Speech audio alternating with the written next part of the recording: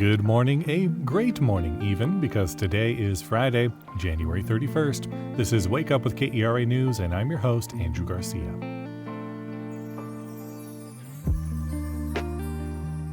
The weather this weekend is looking more like spring than winter, but that's nothing new for North Texas.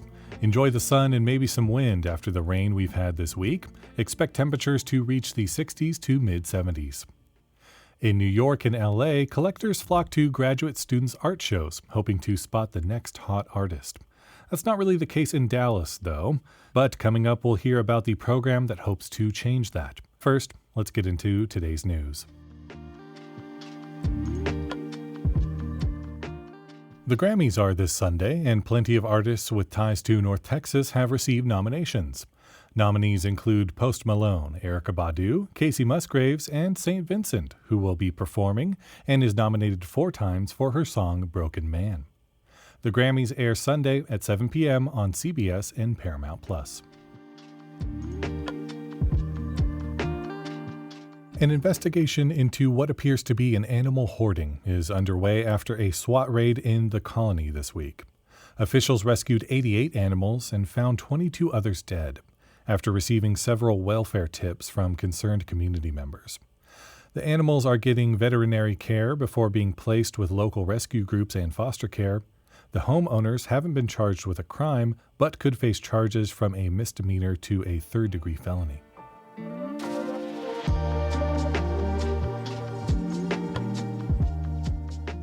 How can graduate-level art students get the support they need from museums, collectors, and the community?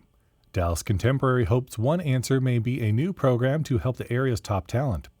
KERA arts reporter Marquita Fornoff toured the program's first exhibition. In a gallery at the Dallas Contemporary, a pile of plump white pillows invite viewers to enter into a sparse structure. But to get inside, you must first walk over a barrier of eggshells. Until about 45 minutes ago, all of the eggshells were in perfect broken condition. And then the artist asked that I was the first person to the space.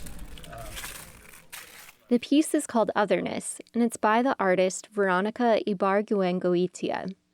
She's pursuing her Master of Fine Arts degree at the University of North Texas. Her installation captures how she felt her first night after immigrating to Texas from Mexico. After packing, moving, and driving with her family for several hours, she thought she'd have no trouble sleeping. But that wasn't the case. She felt on edge, afraid to make a wrong move. You are very conscious of your words when you are speaking. You feel very surveilled, observed, and also you feel very exposed. The crashing of eggs speaks about of every step you make. It makes you very aware of your movements. For 2 decades, Ibargüengoitia, now 54, juggled her art practice while raising her kids. She started her MFA when they finished college. She's exhibited in other museums, but being selected for this show is gratifying, she says.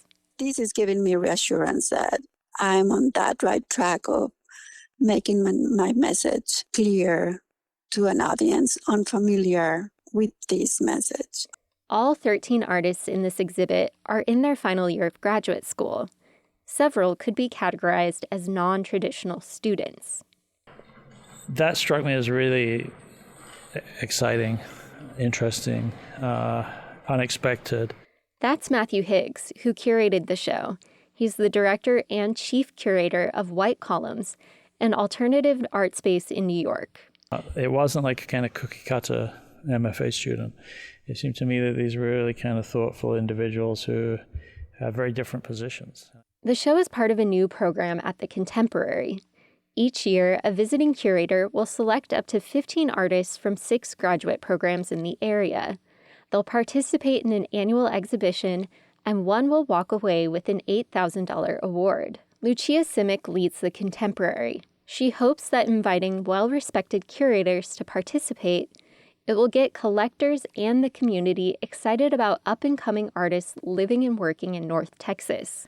In other cities like New York and LA, the MFA thesis shows are like where the galleries and collectors go to snatch up the next talent. So when Columbia or Yale or UCLA are mounting those student exhibitions, it's like a feeding frenzy for the artists that are coming out of those programs.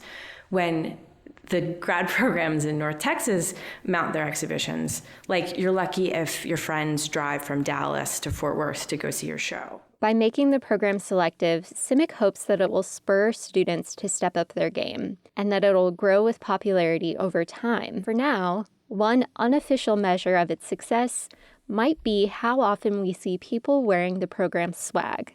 Crewneck sweatshirts emblazoned with SMU, TCU, TWU, UTD, UNT, and UTA, cheekily celebrating each of the participating schools.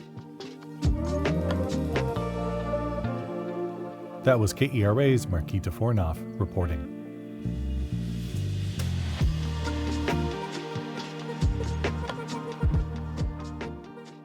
The Dallas Stars hit the ice this evening. They'll face the Vancouver Canucks at the American Airlines Center. Meanwhile, the Mavericks will be away taking on the Detroit Pistons tonight. Take advantage of the nice weather this weekend by celebrating the Lunar New Year with the whole family at the Southlake Spring Festival. For more information and other fun things to do, visit kera.org/calendar. Thanks so much for listening to Wake Up with KERA News. I'm your host, Andrew Garcia. This show is produced and edited by Shardae White and Bekah Morr. If you'd like some more news in your inbox, visit kera.org/wakeup. That's where you can subscribe to the Wake Up with KERA News newsletter and get good morning vibes from our colleague, Catherine Hobbs. Connect with us on Instagram, TikTok, or Facebook at KERATX. Have a great weekend, and we'll see you on Monday.